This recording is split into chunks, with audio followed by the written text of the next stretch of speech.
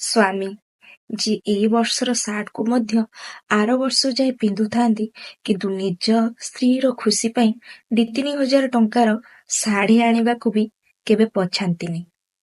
ଗୋଟେ ଚପଲକୁ ପିନ୍ଧୁଥିବେ, କିନ୍ତୁ ସ୍ତ୍ରୀର ଘରେ ଦେଖିବେ 2-3 ହଳ ଚପଲ ତ ନିଶ୍ଚିନ୍ତ ଭାବରେ ଥିବ। ନିଜ ଛୁଆର ଛୋଟ ଛୋଟ ଖୁସିକୁ ପୂରଣ କରିବା ପାଇଁ ନିଜର କେତେ ଯୋଉ ଖୁସିକୁ ସେ ଭୁଲି ଯାଆନ୍ତି ତାର କିଛି ଠିକ ନାହିଁ।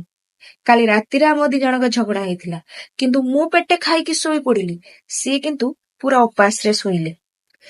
କିନ୍ତୁ ସକାଳକୁ ଉଠିକି ନିଜ ସ୍ତ୍ରୀ ଭଲରେ ଖାଇବ ବୋଲି ମଟନ ନେଇକି ହାଜିର ହେଇଗଲେ। ଇଏ ହଉଛନ୍ତି ସ୍ୱାମୀ।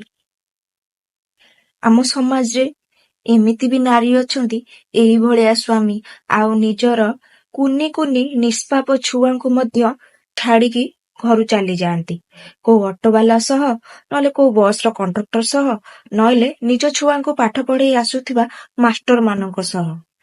ସେଇଭଳିଆ ନାରୀ ମାନଙ୍କୁ ଟିକେ ବିବେକ ବାଧା ଦିଏନି? ଘରୁ ଗୋଡ ଗାଡି ଗଲା ବେଳେ ସେ ପାଦରୁ ଥମି ଯାଏନି? କେମିତି ଯାଆନ୍ତି?